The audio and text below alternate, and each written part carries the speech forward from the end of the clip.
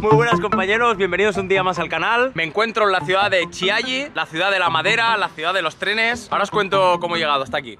Buenos días, un día más en Taichung, en Taiwán. Hoy es el último día que estoy aquí en esta ciudad, después de 3 noches y visitar también el Sun Moon Lake, que lo podéis ver en el vídeo anterior. Hoy toca irse para Chiayi, una ciudad que está a 1 hora de aquí, en el tren rápido más o menos. Pero antes, a llenar el buche y a sacar unos ositos. Y para desayunar, como no, leche de soja, un pollito de verduras y unas bolas de arroz con, no sé, algo dulce, creo que es, espero. No estoy muy seguro. El sitio tiene un 3 de puntuación, pero bueno, es muy local y las opiniones que tiene son un poco absurdas. Luego si muero ya os diré algo, ¿o no? Oh, hay un café en un tren muy chulo al que no podré ir porque me estoy yendo de la ciudad. Oh, qué mala suerte, no haberlo visto. Me hubiera molado.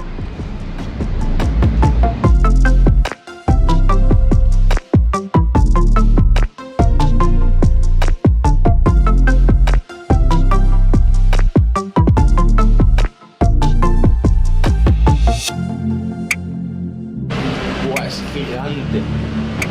Dios, es muy grande. Qué barbaridad. Está bastante limpio. Pues ya he llegado a la ciudad de Chiayi. Es una ciudad de 60 kilómetros cuadrados y unos 200.000 habitantes. Me pensaba que era más pequeña, pero solo salir de la estación ya se ve que es bastante ciudad. El tren me ha costado unos 7 euros más o menos. Lo he reservado a través de la página de trenes de Taiwán, que es muy fácil. O también puedes ir directamente a la estación y comprarlo ahí. Ahora mismo no hay mucha gente, así que no hubiera sido ningún problema, pero en los meses de verano y eso no sé si estaría un poco más complicado.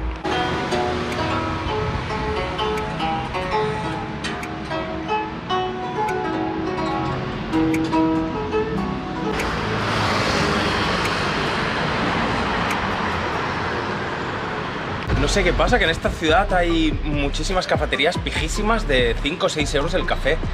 Pero bueno, he encontrado una que está medio oculta, que está el letrero en chino. Y he visto, siguiendo las instrucciones de un local que tiene un blog, pues sí, parece que es aquí.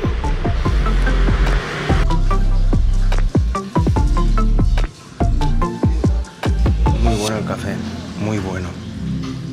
Me ha costado 3,50 euros o así.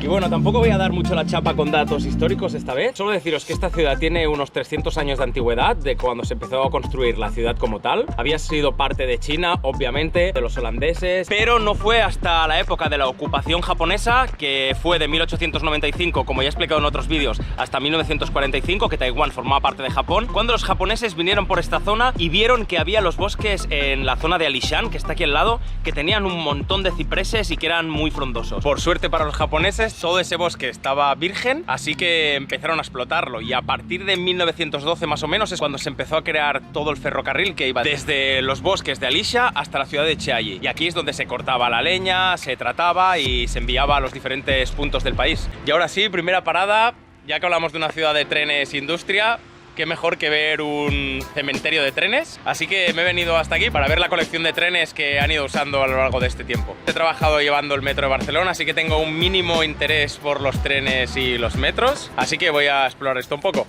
La primera curiosidad, solo llegar, los baños son un tren. Esto es gratis, está al aire libre. No hay que pagar nada. Y han montado los baños aquí dentro del tren.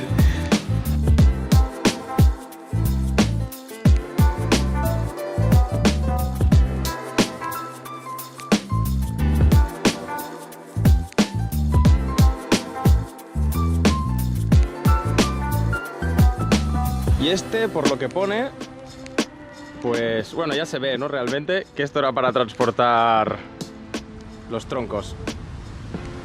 Están muy chulas estas estructuras del suelo, que también están en el metro de Barcelona, cuando llegan metros nuevos y esas cosas, que hace un giro completo para darle la vuelta al tren y a lo mejor pues llevarlo para allá, o en las que son una sola vía y el tren no puede tirar para atrás, tiene que dar la vuelta para volver.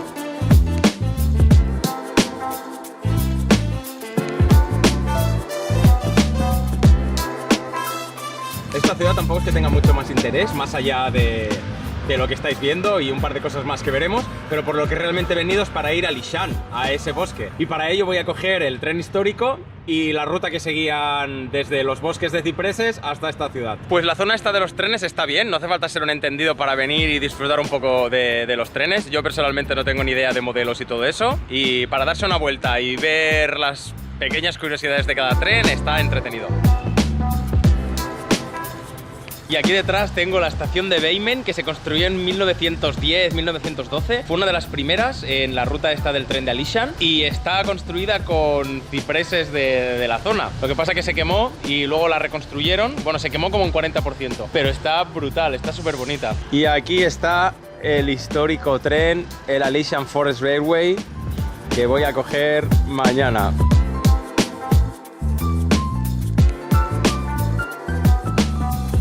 ¡Shayo, Shayo! ¡Uy! ¡Shayo, Shayo!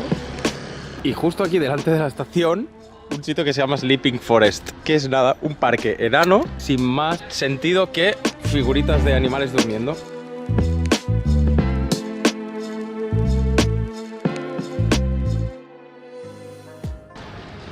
Y ahora la siguiente parada, estoy en Hinoki Village, que Hinoki quiere decir ciprés en japonés. Se empezó a formar en 1914. Es el área de edificios del tipo japonés de los más grandes que hay en todo Taiwán. Son como 30 edificios, bueno, 30 casas, y se empezaron a crear a partir de 1914, cuando empezó todo esto a industrializarse con la madera, y eran las casas de los gerentes y de algunos leñadores y bueno, de la gente que trabajaba más que nada gestionando toda esta industria. Y como es de la época en que formaba parte de Japón, todas las construcciones que hay aquí conservan la estructura japonesa, están hechas con ciprés y está bastante chulo, la verdad. Ya me he dado una vuelta, así que os iré dejando aquí unas imágenes para que os hagáis una idea. Y como veis, ahora mismo son todo comercios, pequeñas tiendas, todo de productos locales y a unos precios bastante altos y desorbitados, pero bueno, lo normal en este tipo de sitios.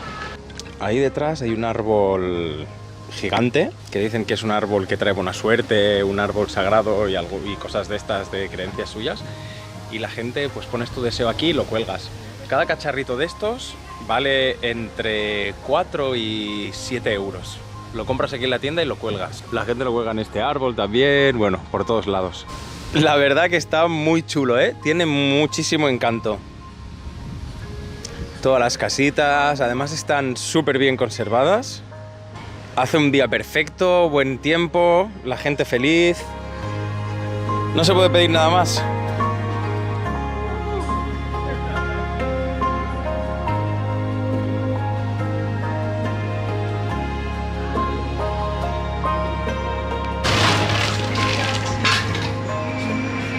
Una paradita a tomarme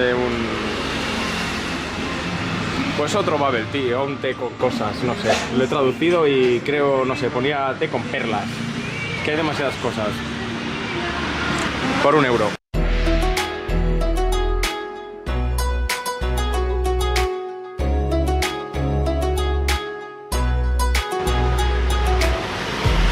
Buenísimo.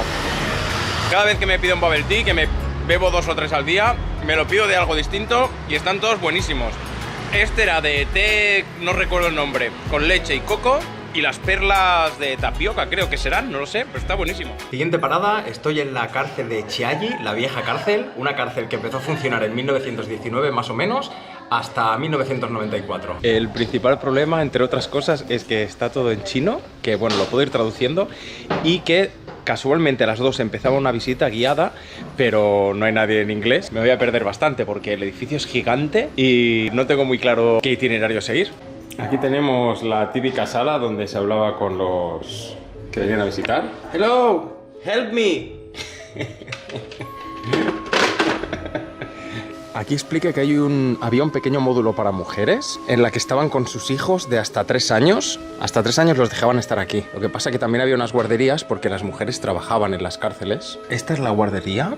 Era nada. Pensar que aquí había 30 mujeres como máximo y 300 hombres.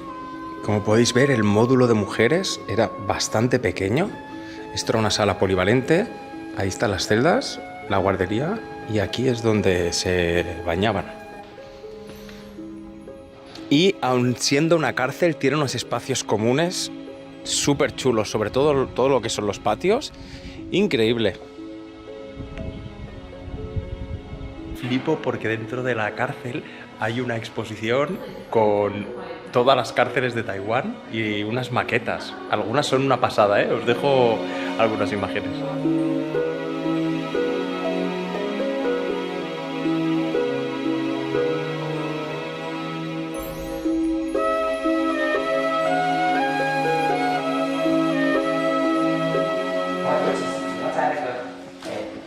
Este es el tour, pero solo en chino. Igual que todo está escrito en chino. Como se empezó a hacer durante la época japonesa, en el 45, cuando Taiwán dejó de formar parte de Japón, que Japón la tuvo que entregar otra vez a China, entonces hubo varias reformas, así que los baños que habéis visto antes en las celdas de las mujeres no estaban inicialmente. Aún así, exceptuando vacaciones y casos puntuales, los presos trabajaban prácticamente todo el día. Si veis ahora documentales de cárceles de Japón, por ejemplo, o de cárceles de otros países, están currando a full. En los documentales de Japón, por ejemplo, tienen un horario que tienen que cumplir a rajatabla, son productivos, trabajan tanto para ellos como para el país. Como pasaba con la Unión Soviética, que cuento tanto en los vídeos, que sabían cómo sacarle provecho a los presos. Esa es la manera de hacer que sean productivas las cárceles y las personas, porque cometer un delito, ir a la cárcel, estar así y que encima te tengas que estar pagando yo a ti la comidita, como dice Bukele, tenemos que estar pagándole con nuestros impuestos el pollito a los presos. Pues eso no puede ser.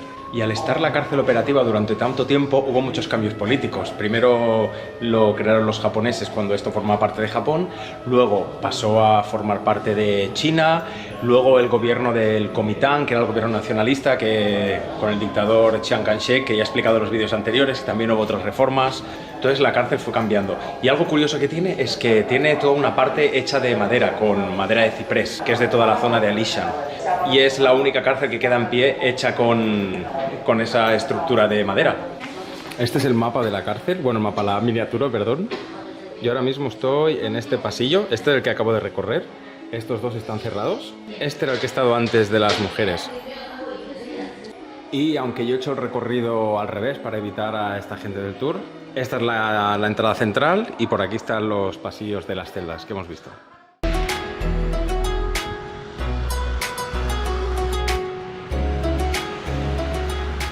Y para comer me apetecía un poco de guarrería y he venido al Just Burger, que he visto que es pues todo vegetariano. Estos son unos nuggets vegetarianos.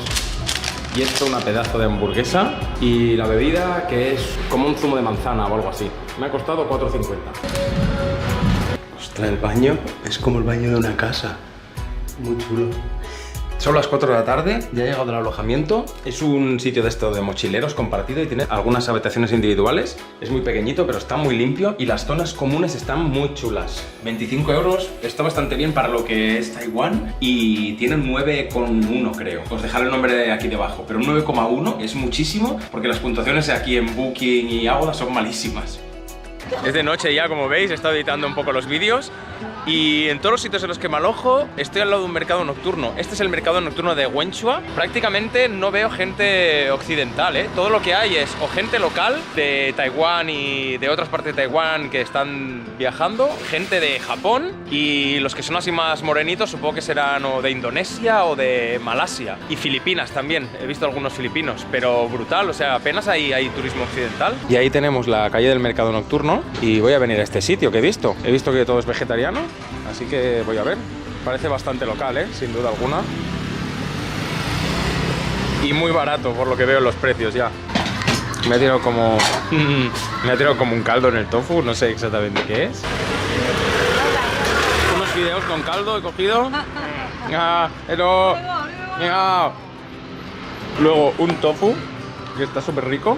Está como muy crujientita la piel. Ya no me da vergüenza grabar. Como pato vegetariano.